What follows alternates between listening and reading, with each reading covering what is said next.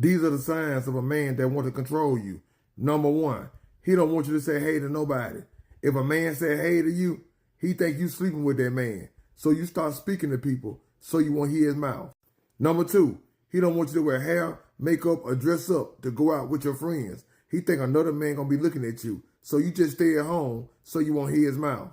Number three, you just pay all the bills because every time you ask him to pay the bills, get what he say. You know I ain't got no money. You know I work part-time. You work all the hours. So you just pay everything and struggle with everything so you won't have to ask him for anything.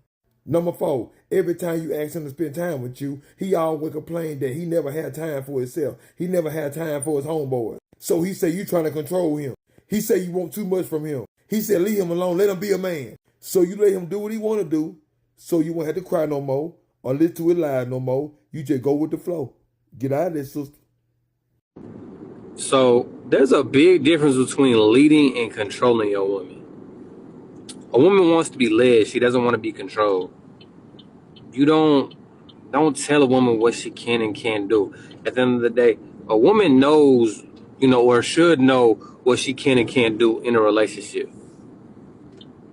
If a woman fuck with you, she gonna really respect you and shit like that. She gonna, be like, you know what, my partner wouldn't like that, so I'm not gonna do that. But as far as like, you telling a person how they can dress or where they can go and do all that type of shit, like that's lame as hell to me, personally. I'm not controlling nobody. Now I'm a man, I definitely lead you, baby. And I'm gonna lead you in the right places. But I'm not gonna control you. Never that, for real. Number one, he guilts you into stuff. He guilts you into having sex a certain way. He guilts you into doing this or doing that. The truth is that's an emotional form of manipulation. Number two, they isolate you from your friends and from your family. What they're doing is trying to create codependency, a dependency on them.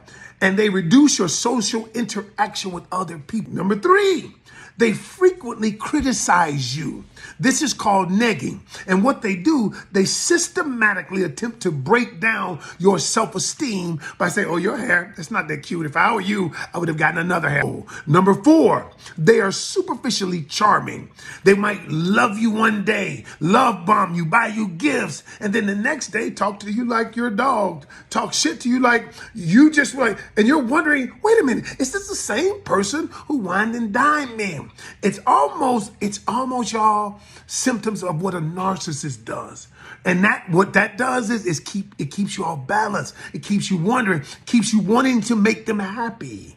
It's a form of control. Number five, they threaten you. If you don't give me sex, I'm gonna go find someone else. If you don't do this, someone else wants me.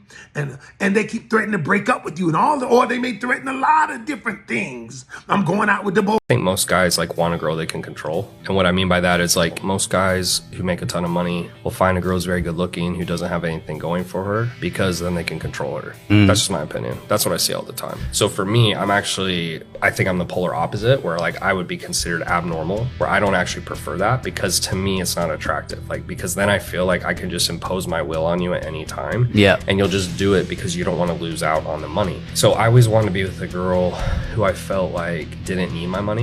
So then she actually liked me for me. That's just always been important to me. Every guy's different, but I would say that's more abnormal than normal. That's just at least what I've seen because I have a lot of buddies who the girls they date, I look at them like she's very pretty and nice to look at and she doesn't have a brain. And that's just subtle ways that men begin to control women, things that they do.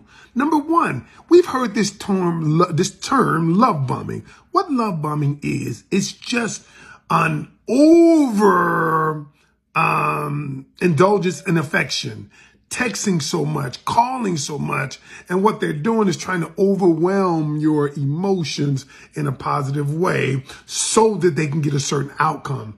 And then what they do is number two, then they begin breadcrumbing you. I call it minimum waging you. And what they do is, after they've love bombed you and got you emotionally invested in them, then they begin to pull back. They begin to not call every morning, not text every morning, and then they begin to give you just enough to keep you on the hook. What that does is it makes you believe, like, what's wrong with me? What am I doing? And what do? You go harder now. You do more now. And so that's just a form of control. Number 3, they begin to get you to act out of character, things you would normally do. Let me give you an example. For instance, when he wants to control you, manipulate you, what he will do is attempt to isolate you from your family and friends and say things like, oh, why do you have to be with your family and friends? Am I not enough? Why can't you be with me? It's just an element to control you.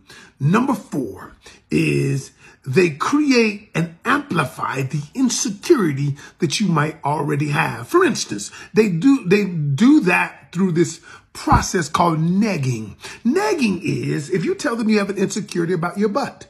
And so what he'll do is just start negging, say, well, your butt is a little droopy, or your butt is small, or you could get a BBL, but I don't know. And what they do is they neg you just a little bit, amplify the insecurity just a little bit. So now what happens is you subconsciously want their approval. And so whenever they don't give it to you, they take you down a notch and they feed the insecurity, and they're the one who has to undo what they've done. But all of these are nothing more than control mechanisms, and the coach is just here to let you know of. All right? I believe men may understand cause and effect a lot more better than women might. Sometimes men can come off controlling, not because they want to control you, but because they actually care about you and they need you to follow what they know from their experience. Men understand that no one is coming to save them. Men cannot depend on another man to protect them. As women, sometimes we're allowed to be naive in society because we can expect someone, a father, a brother, a man walking, a police officer, a gun made by